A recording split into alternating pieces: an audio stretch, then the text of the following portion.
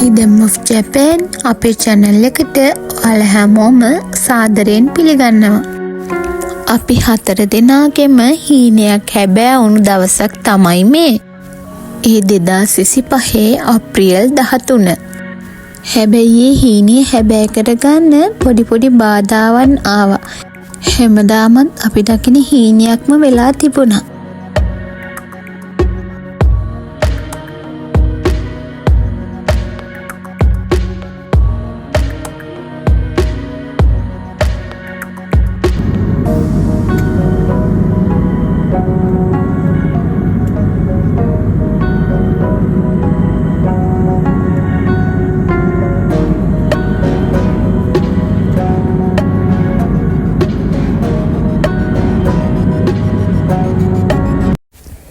එදා අපේ ජීවිතයේ ගොඩාක් ලොකු දුකක් දැනුණු දවසක්. මොකද තාත්තව ජපානයේ තියලා මමයි සුදුමැණිකයි ලංකාවට ගියා.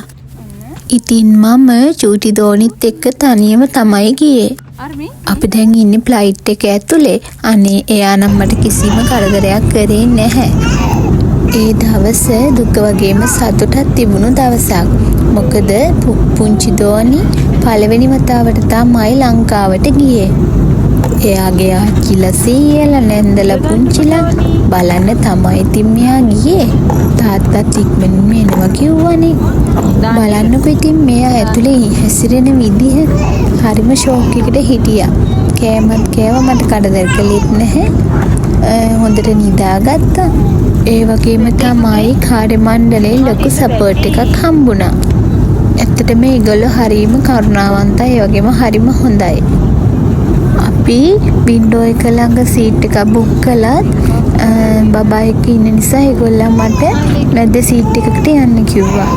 එතකොට බබාව තියාගන්න පහසු ඉඩ තියෙනවා. එයාට නිදි කරවන්න උනත් පුළුවන් නේ. මමත් මුලින්ම බයෙන් තමයි ගියේ. මොකද මම පළවෙනි වතාවට තමයි මේ බබත් එක්ක ෆ්ලයි කරන්නේ.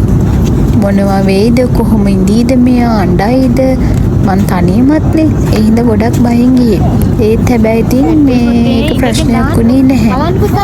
මේ වයසේ බබෙක්ව එකතැන තියන් වාඩි වෙලා යනවා කියන්නේ ගොඩක් ලොකු අමාරු වැඩක් නේ. අපිට උනත් අමාරුනේ එක දිගට ෆ්ලයි කරනකොට. ඉතින් පැය 8ක් 9ක් විතරනේ. වැඩේ රෝනි වැඩේ.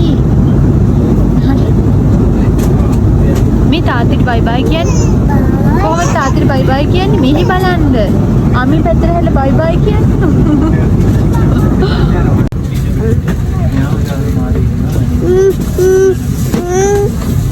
අපේ චූටි දෝනිට ෆ්ලයිට් එක ලෑන්ඩ් කරනකොට කන් අගුල් වලට වමනේ ගියා. ඊට පස්සේ අනේ කාර්ය මණ්ඩලයේ අය ගොඩාක් සපෝට් කළා. එඳුම් චේන්ජ් කරලා මං අන්තිමට තමයි ගියේ. බලන්නකො ඉතින් හොඳට නිදාගෙන ඉන්නවා. චූටි මණික නිදි අතරේ මට ඉතින් හරිම පාළුයි. මට නිදා ගන්න බැහැනේ. මම ඉතින් ලංකාවට ගිහින් කරන දේවල්, කන්න හිතන් ඉන්න කෑම ගැන හිත තමයි ගියේ. මම මේ ගමනේ යන්නේ අපේ චූටි දෝනිව ලැබෙන්න ඉන්නකොට. ආස කෑම අම්මට කියලා හදවගෙන කන්නත් ඕනේනේ. නෑදෑයෝ යාළුවෝ ගොඩ කාලෙකින් දැක්කෙත් නෑනේ. ඒගොල්ලන් බලන්නත් පුළුවන්නේ. හැබැයි ඉතින් ලංකාවට ගියායින් පස්සේ ඔය හිතපු තරම් සතුටින් ඉන්න නම් ලැබුණේ නැහැ. මොකද දන්නවද? අපි ලංකාවට ගිහින් මාස කිහිපයකට පස්සේ තමයි කොරෝනා වෛරස් එක පැතිරෙන්න ගත්තේ. හරිම අවාසනාවන්ත කාලයක් වුණා. ඔයාලට මතක ඇතිනේ කාලේ ප්‍රෙග්නන්ට් අය, ඒ වගේම චූටි බබාලා, වයසක අය මේ හැමෝටම පරිස්සමින් ඉන්න කියපු කාලයක් නේ. තාත්තට ලංකාවට එන්න උනෙත් නැහැ. අපිට ආයේ ජපාන්ට යන්න උනෙත් නැහැ. සමහර වෙලාවට අපි හිතාගෙන ඉන්න දේවල් ඒ විදිහටම වෙන්නේ නැහනේ. ඉතින් අපි එන හැම දෙයකටම මූණ දෙන්න පුරුදු වෙන්න ඕනේ. දුක සතුට ඔය දෙකම අතර දෝලනයක්නේ ජීවිතය කියන්නේ. බලන්නකො ඉතින් මෙයා කවුද කියලා. මේ 2022 ඔන්න අපි 3 දෙනාම දැන් හදන්නේ ආයි ජපාන් යන්න. විසිට් එකකට ජපාන් ගිහින් තාත්තිය බලලා ඉන්න තමයි අපි හදන්නේ. චූටිමණික ෆස්ට් ටයිම් තමා එයාගේ තාත්තව සැබැවින් දකින්නේ. බලන්නකෝ ඉතින් මේ දෙන්න අනේ ඇත්තටම කිසිම කරදරයක් කළේ නැහැ දෙන්නම. බලන්නකෝ වටේ ඉන්න අයත් එක්කත් හොඳට කතා කර කර යනවා අපේ චූටිමණික. එයාට ප්ලයි කරලා හොඳට පුරුදුයි වගේ තමයි චූටිමණික හිටියේ.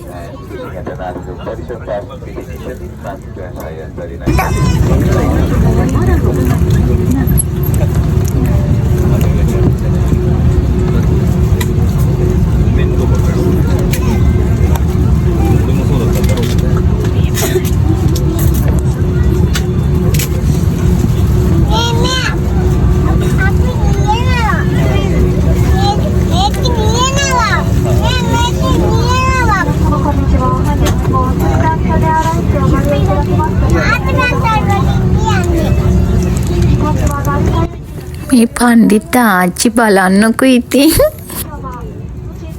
මේ දෙන්න ජපාන් යන්නේ කවදද අම්මි කිය අහහා දින ගැන තමයි හිටියේ මේ ගමන යන්න.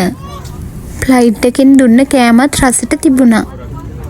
ෆ්ලයිට් එක උඩට යන්න සීතල වැඩි වෙන නිසා සීතට ඔරොත්තු දෙන ඇඳුමක් අරයි යන්න.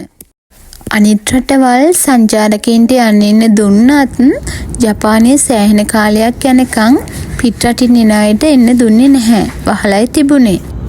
ඒ නිසා අපිට ජපානයට යන්න ගොඩක් කල් බලාගෙන ඉන්න වුණා. මේ තමයි ඉතින් අපේ ජර්නි එක.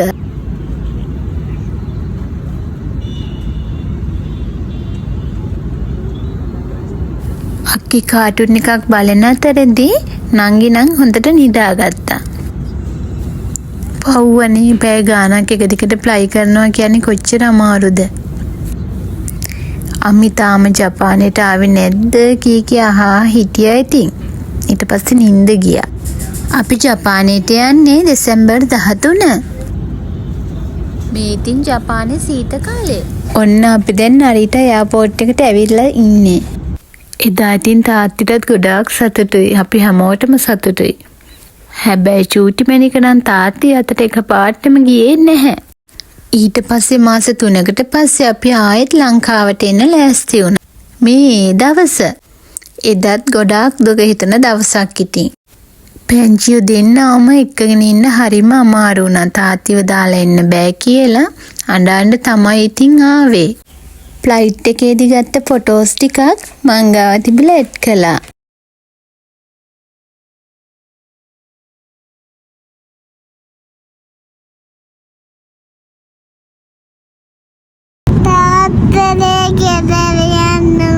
ආයෙ ගෙදරද?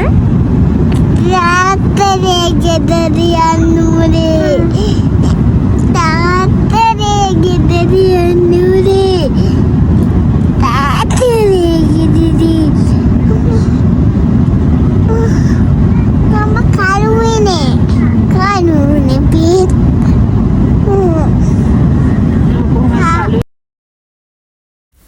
මේ ශ්‍රී ලංකන් එයාපෝට් එකේදී ගත්ත මේ ෆොටෝස් වගේ. ඊට පස්සේ ඉතින් ආයෙමත් දුක කාලයක් තමයි ගෙවුනේ. ඊට පස්සේ ඔන්නේ 2025 අප්‍රේල් වල අපේ හීනේ හැබෑ වුණා. ඊට පස්සේ අපිට ආයෙමත් ජපානයට එන්න අවස්ථාව ලැබුණා. බලන්නකෝ ඉතින් පැංචිය දෙන ලස්සනට hina වෙලා ඉන්න විදිය. මේ ඉතින් අපේ රටෙන් අන්තිමටම එන දවස. අපේ රට ශ්‍රී ලංකාවටත් ජපානයටත් අපි ගොඩක් ආදරෙයි. අපේ channel එක තවමත් subscribe කරලා නැත්නම් subscribe කරන්න කියලා ආදරෙන් ඉල්ලනවා. අදට ගිහින් එන්නම්. අලුත් vlog එකකින් ආයෙත් දවසක හම්බෙමු.